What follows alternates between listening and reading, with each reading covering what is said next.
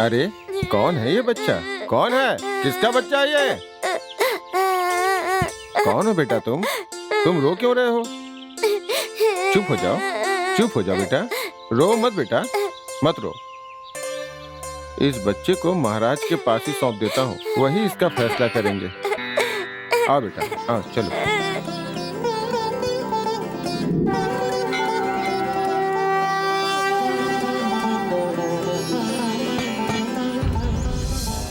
आपको अभी हमारे साथ चलना होगा, महाराज का आदेश है। मुझे भी आना होगा क्या? क्यों भाई, हमने तो कोई भूल नहीं की है, फिर महाराज ने हमें क्यों बुलाया है? ये हम नहीं जानते, महाराज का आदेश है। चलिए। चलो मारू।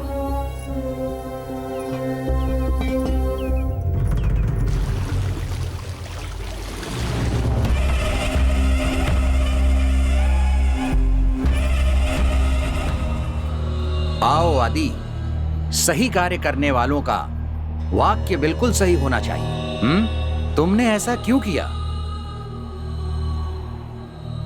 मैंने क्या? हमसे कोई गलती हुई है क्या? गलती होने के कारण ही मैंने तुम लोगों को यहाँ पर बुलाया है, क्यों महामंत्री? सत्य है प्रभु, इसीलिए हम वो स्थान छोड़कर इस स्थान पर आए हैं। आदि किसानों के लिए उनका मार्गदर्शक है। हम आपको बहुत ही मर्यादित पुरुष समझते हैं।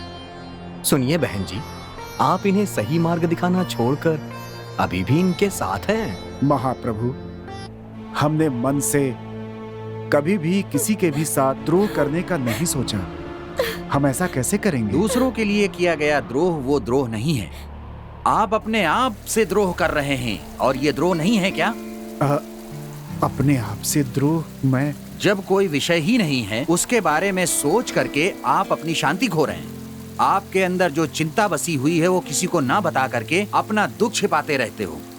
खुद का हृदय से द्रोह करना अच्छी बात नहीं है। आपकी इस गलती के लिए आपको सजा मिलनी चाहिए। हमसे दूसरों को कष्ट हुआ ऐसा आप कह रहे हैं, उसके लिए आप हमें जो भी दंड देंगे वो हमें स्वीकार होगा महाराज।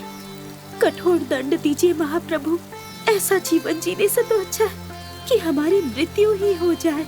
आपके ऐसा दंड देने से हमारा पापी जीवन पवित्र हो जाएगा। आपका दुख कम होने के लिए ही मैं ये दंड आपको दे रहा हूँ। आओ पुत्र।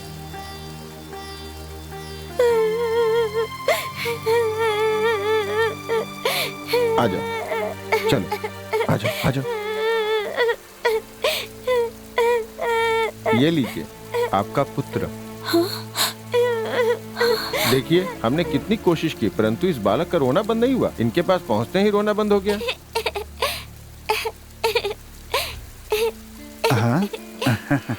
आश्चर्य महाप्रभु, आश्चर्य। हमने कितने प्रयत्न किए किंतु हम बालक का रोना कम नहीं कर पाए। इनके पास जाते ही बालक शांत हो गया और खुश हो गया।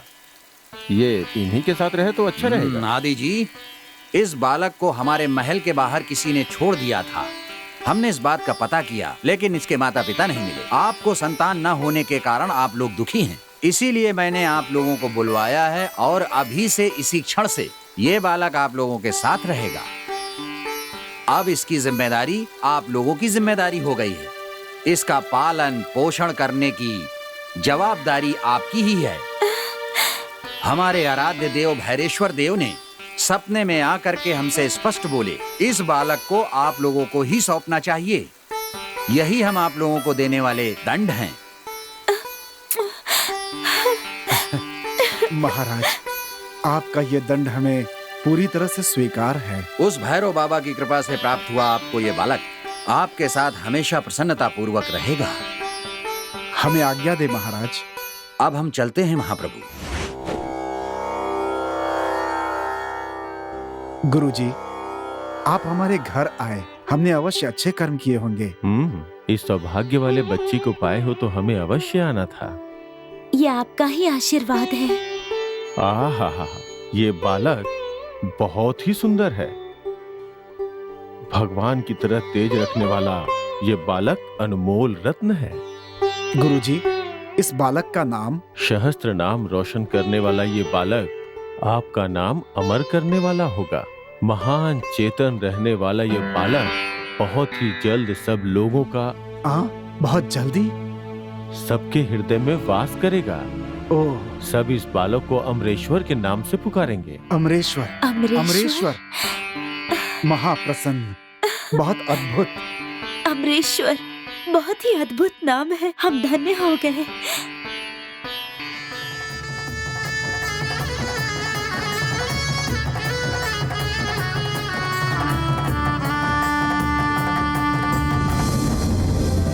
ओम नमः शिवाय। ओमकार का मतलब क्या है? जितनी बार भी सुने तब भी इस मंत्र का अर्थ नहीं जान पाते हैं गुरुदेव। हम बताएं का गुरुजी? अमरेश, विद्या को कोई गुल्ली डंडा खेलने जैसा समझ रहे हो क्या? कल के आए हुए हो तुम, उस मंत्र का अर्थ क्या है ये जानते हो? कैसी बात कर रहे हो? स्वयं तुम्हें इस बात का पता नहीं है और दूसरे के बताने पे व्यवधान डाल रहे हो। ठीक है पुत्र, बताओ क्या कहना चाहते हो? अमरेश, बोलो बेटा। ओमकार सभी मंत्रों का मस्तक है। उसमें आया हुआ अ, उ, म ये सब वर्ण शिव जी का सच्चिदानंद स्वरूप है। आहा, ओमकार को ही प्रणव भी कहा जाता है। ये प्रणव अक्षर ही परमेश्वर है। प्र का अर्थ होता है प्रकृति से बने संसार रूपी सागर को पार कराने वाली, और नव का मतलब होता है नाव। यही इसका सही अर्थ है। हाँ। इस संसार रूपी भव सागर को पार कराने वाली ये ओमकार ही है। यही सब कुछ है। सही कहा ना गुरुजी मैंने? अमरेश, बहुत कष्ट और गहन अध्ययन के बाद भी लोग इस ज्ञान को प्राप्त नहीं कर पाते हैं पुत्र। ये सब तो मैंने आपसे ही सीखा है। आहा, आहा, अमरेश पुत्र, इधर आओ पुत्र।